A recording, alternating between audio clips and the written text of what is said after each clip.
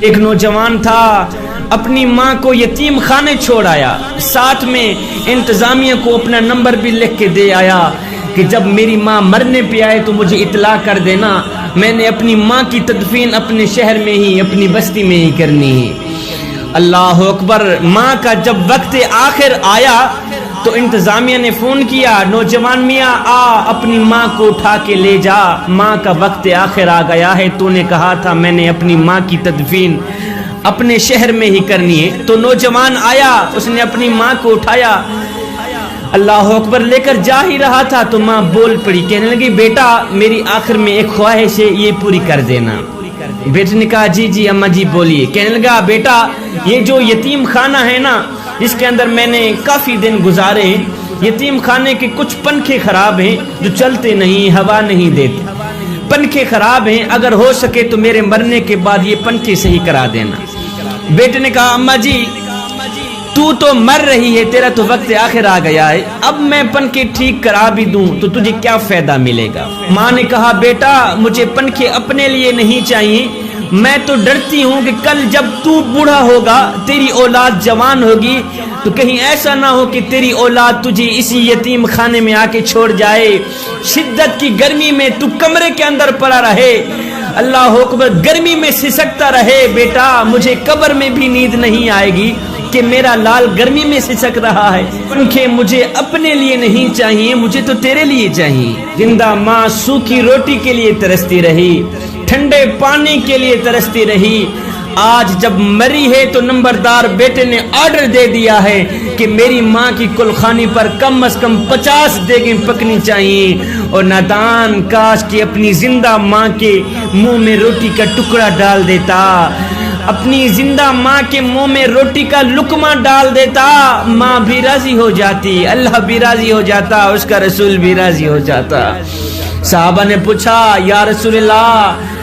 اگر دنیا میں دیکھنا ہو کہ کون سا شخص جنتی ہے کون سا شخص جہنمی ہے تو شناخت کیسے کریں؟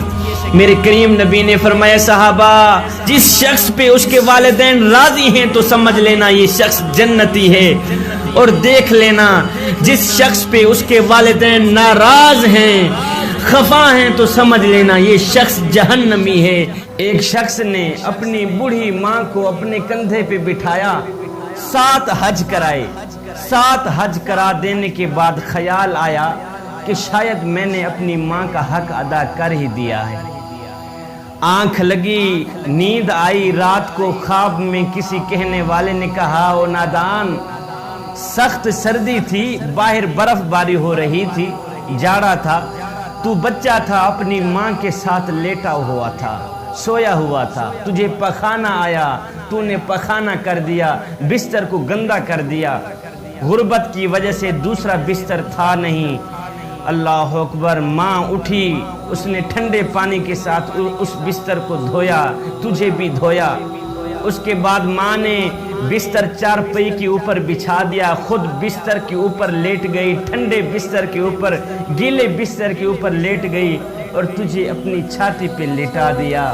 اور نادان تو کہتا ہے کہ 7 حج کرا کے میں نے اپنی ماں کا حق ادا کر دیا ہے، اور نادان تو ابھی اسی رات کا حق ادا بھی نہیں کر سکا۔ معلوم ہوتا ہے کہ والدین کی جتنی بھی خدمت کی جائے، جتنی بھی خدمت کی جائے کم ہے۔ خوش قسمت ہیں وہ لوگ،